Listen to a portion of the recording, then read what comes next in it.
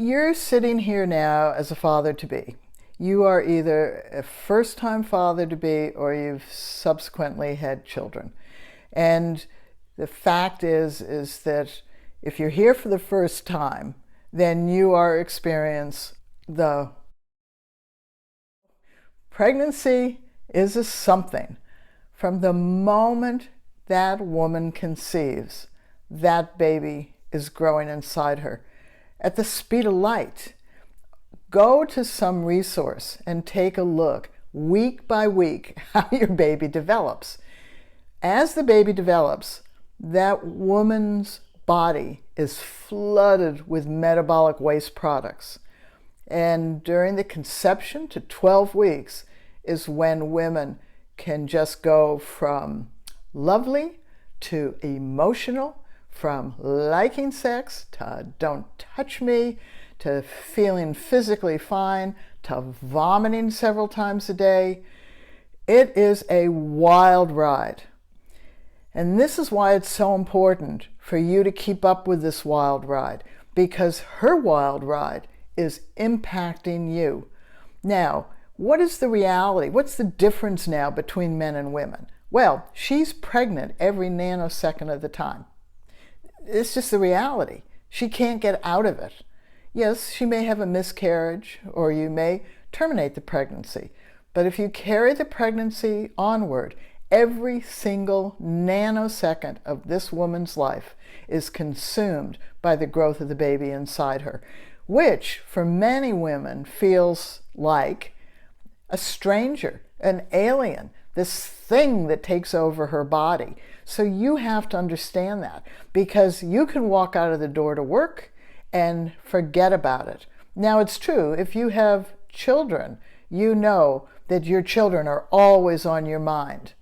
But the reality is, women and men both, you walk out the door and leave your kids with a babysitter or with a grandparent, out of sight, out of mind. And to a large extent, once that happens, you're really glad to get them out of your mind. But pregnancy, you can't get out of your mind. And so it's really important for you to know what to do.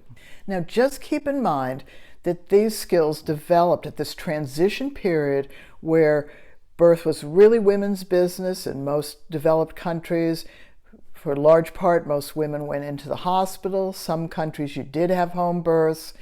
But even in countries that had home births, men were told, go away, leave it to the midwife. So men were disengaged during birth, and often they were disengaged during pregnancy because nobody told them what to do.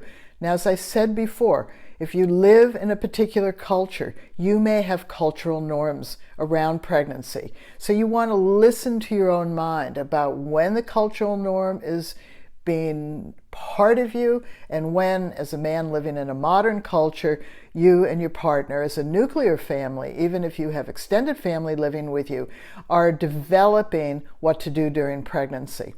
So it's really important for you to understand the difference now between the practical hands-on skills that you'll learn in the third phase of pregnancy, 24 to 36 weeks and onward, from the subjective soft skills, or the 10 skills that you're going to learn now.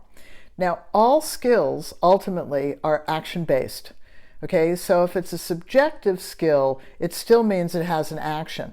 That action can take place inside you, or it can come out of you as an action towards others. If you learn something pragmatic, then you are having to couple your mind to your body. So your cortex, your thinking part of your brain, where humans have skills, and you're going to link into your body. And that's where mastery comes into it. The better you are at something, the more you refine it. And you do it by an intentional choice. You have a conscious choice, and you're able to do that. So fathers taught me, and I'm teaching you. So what you're experiencing now is the tens and thousands of birthing better dads who are standing right up behind me and have your back. Now it's time to introduce you to the 10 skills. And in this course, we're going to go over those skills in detail. They're subjective, so just hold your breath or do whatever you need to do. Kindness, patience, attention to detail, being able to see what needs to be done and doing it, growing a second set of eyes and a second set of arms, humor, delight, and clarity.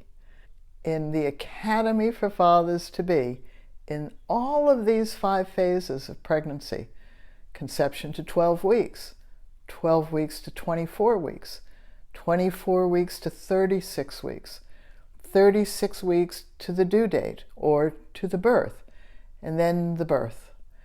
Birth is still pregnancy. It is after the birth that the woman is no longer pregnant. She is pregnant until she gives birth to your baby. And that birth can be at home, in the hospital, without any medical care, with lots of medical care.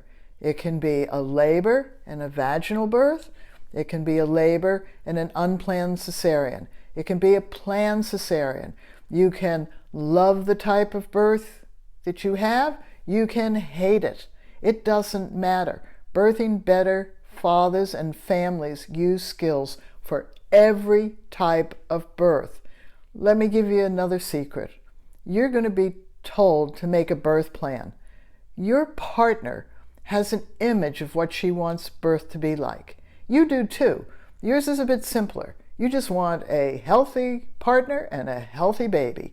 She wants that too, but she is experiencing it firsthand. You're outside of this whole experience until the baby is born.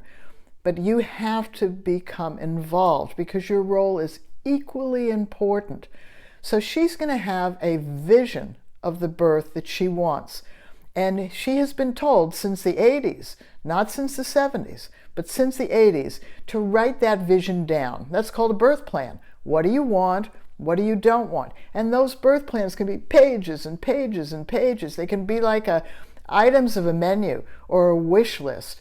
Everything. I want to bring this to the hospital. I want music. I want, my family to be at the home birth. I want to be left alone. No, I want people to help me. I want massages. No, I don't. I want music. No, I don't. I want to eat. This is what I want to eat. You have a bag full. You're going to go to classes and you're going to feel, bring the world to the birth. But you need to bring skills to the birth because there is no way to know what your birth's going to be like. As simple as that. Okay, even if this is your 20th baby, you know that.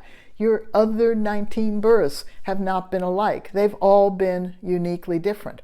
And women know this. In our core, we know that we don't know what the birth's going to be like. But we're doing everything we can to control staying on top of something we have no control over.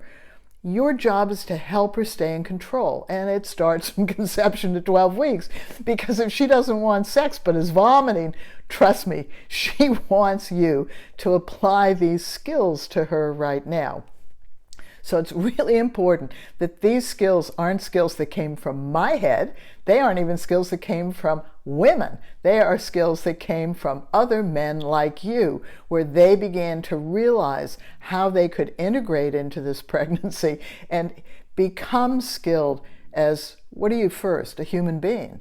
What are you next? A man. What are you next? Well, actually, you're a father next, because even if you aren't in a relationship with your partner, you are going to be a father, whether you see this child or not.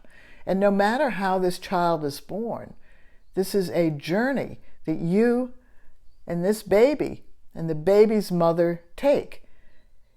So it's important to understand that the reason that you become skilled is the same reason you learn to drive a car, right? You learn to drive a car because you wanted to get someplace in space, right? But before you could do that, you had to learn a set of skills. And society said to everybody who wants to drive a car, you have to learn the same set of skills, then show somebody that you know how to use them. And every nanosecond you are behind the wheel of the car, society expects you, not 50%, not 80%, not even 90%, 95, 97, 98% of that time. Every nanosecond you are driving a vehicle. Society expects you to drive that vehicle well, to adjust, adapt, and use your skills sensibly. Some people don't. We know that. But birth is that. Pregnancy is that. So in pregnancy, you get a longer time to develop skills. In birth, you get a shorter time to use them. But the birth of your child will be a memory you have the rest of your life. And if you step up to the plate and become highly skilled as a human being, you are never, ever going to regret this.